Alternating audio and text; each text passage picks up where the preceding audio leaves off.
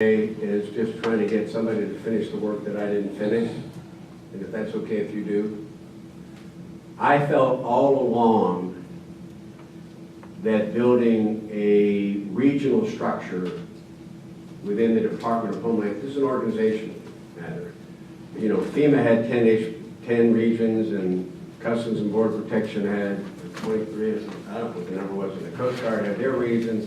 So if you're really going to integrate this government entity over time, we spent about a year identifying not only the new role that everybody had, combating terrorism. Remember, all these agencies had traditional roles and responsibility as well.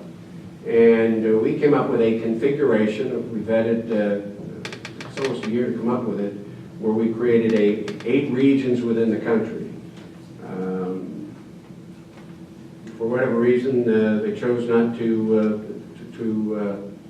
they decided not to do it. Fine. But my thinking is, I don't care whether you're in the private sector or in the public sector.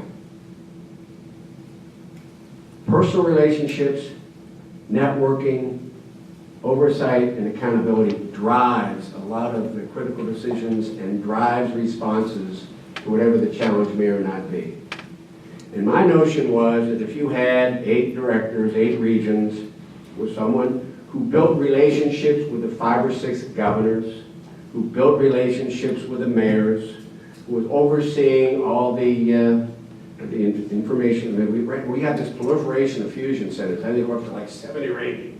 I guess that's Congress made the decision, and Homeland Security by then went, I'm not sure you need that many, but could oversee not only the gathering of information and making sure it was distributed effectively, and could help during crisis. And by the way, during, not just it seemed to me this was wise to do where there was another terrorism incident, where there was a horrible accident, or a natural disaster. By the way, one of the regions would have been New Orleans. Now, we couldn't do anything for the levees breaking, but what if the regional director had a relationship with the governor of Louisiana, a relationship with the mayor of New Orleans? It would have been a little bit early to do that, but play the what-if game with me for a while. Do you think, remember, the federal government got beat up. I wrote the FEMA legislation. The Stafford Act, you're looking, I don't like to use the word I wrote the Stafford Act. I wasn't on any committees. There were 3 tornadoes that bounced around my congressional district in 1985. The second disaster to show up at the time was FEMA, because it was a dumping ground. So we made a lot of change for political. It was a civil defense-oriented group. And so we made a lot of changes, but FEMA took a lot of heat. Some of it justifiable, a lot of it not. But just think if that relationship exists. Do you think they put everybody in the Superdome? I'm not sure you do. Do you think they leave all the buses in the parking lot? I'm not sure you do. Do you think it takes forever to get the National Guard out? These are not federal decisions. But if you had somebody working in collaboration with the other decision makers, and you talked to Thad Allen and a few other people, it took them a long time to make decisions, even after the incident happened and after they finally took our playbook off the shelf, the National Response Plan, and started acting off of that. So, first thing I would do and just scrub it up and take a look at it and see if it applies. I think the other thing, this is not just Homeland Security. Well, you may or may not know this, but I think it would absolutely streamline. Congress, well-intentioned, said take the best technology in the enabling legislation that created our department. Take the best technology off the shelf and embed it, short-term. And then long-term, obviously, you look for new technology. Why is there not one single testing lab? Justice has their labs. Homeland Security has its labs. And if you get something approved by a Homeland Security lab, well, Justice is not going to accept it. You got to run it through their labs. We have this duplication of capabilities that under any circumstances doesn't make any sense to me if the standards are set so that if you want to be approved by Justice and use it in the prisons, or you want to be approved by Homeland Security, using it here if you want to be. So I think we need to streamline that. Then the other thing I would make a big push for, 2 other things. Fund the Coast Guard adequately. It's an outrage, absolute outrage. I'm a groupie, I'm an Army, I'm a groupie. They are the most overworked, underappreciated, overtasked, underfunded organization. And every once in a while, somebody wants to take the Coast Guard. They're quite comfortable where they are. But it's full of Thad Allens and Jim Wolf. I mean, it's full of them. They get leadership at all levels. I'm big on this. I mean, they just get crumbs at the table. They get a lot of rhetorical praise. They rescued 30,000 people after Katrina, off of rooftops, out of swollen rivers. You know how much more money they got? Zero. Very little. I mean, you know, who's the first one to the BP? The Coast Guard. Who's doing the 50, 60-foot waves out of Alaska rescuing the crab fishermen? Coast Guard. Who's chasing down illegals and drug runners in the Gulf? Coast Guard. Who's responsible for maritime security? Coast Guard. Who gets the highest, who has the best reputation of everybody in our military when they operate overseas? The Coast Guard. So what we do in this town is we say, oh, Coast Guard, you're wonderful. But boy, when it comes to writing a check, they don't get close to what they need. I remember being in the back of the helicopter. When the Coast Guard was having difficulty, and I'm not going to get into politics of it, but they had an engine failure rate 10 times that the FAA would have permitted had you been a commercial helicopter service. And we'll shut you down in the private sector, but you coasties, you keep flying those bloody things. So I remember we're flying back after the G8, so we hop in the Coast Guard and we'll roam around a little bit. And my successor's in the back seat, and I'm talking to the pilot. I said, does this happen to be one of those helicopters with an engine, that failure rate that everybody's really worried about?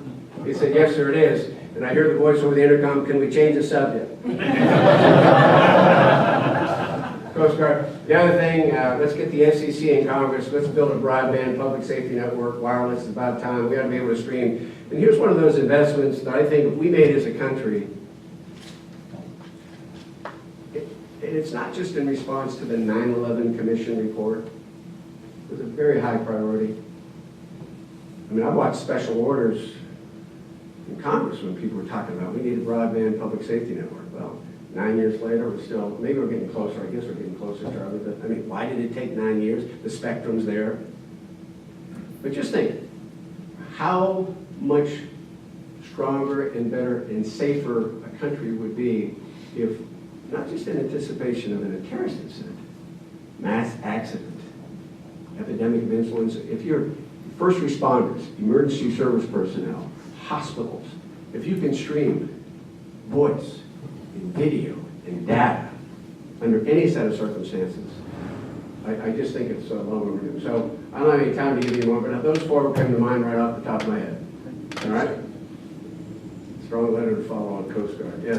I was in Shakespeare this weekend on Somerset County, and I was down over that, and I thought, you know, what is the next management of terrorists? What's the next terrorist thing? One, the courts. Yeah. Of course, the two, when and if Iran gets nuclear power. What? Well, then what is the next terrorist? You opened the door for me to say something I forgot to say in my monologue, so do you mind if I go there first? Absolutely. Anthrax. Our little team inside, I said, I want to know what the antidote to anthrax is, who's got it, can we manufacture more of it? Remember, it's not a contagion. And how do we distribute it? Well, we have plenty of Cipro. Now, fast forward, this is one area where Vice President Cheney never quite got, he never looked for public recognition, but he was hard over on biological warfare, and I think he's absolutely right. Does anyone think, and he was very supportive of some of the things we tried to do in the department, does anyone think that our country's response last year to H1N1, does that give you any comfort that if either Mother Nature or terrorists threw a pathogen at this country that has been altered somewhat, that we would be able to, one, identify it, have the vaccine or antidotes on the shelf, and get it distributed? It's a three-legged stool. You know what it is when you see it. You have the antidotes or vaccine up on the shelf. I actually 4 legs. And if you don't, you have the manufacturing capability, we don't. And how are you going to get it out there, particularly if it's a contagion? So again, the anthrax, 9 years, I mean, I guess it's 9 years today that the president introduced me at the joint session of Congress. It's, no, 9 years when yeah, that's right. It's almost 9 years when we first saw the anthrax crisis, and we still haven't gotten our arms around the kind of public safety, public health infrastructure we need in the private sector to identify, build, manufacture, and distribute. And I think that's a huge gap, and the Vice President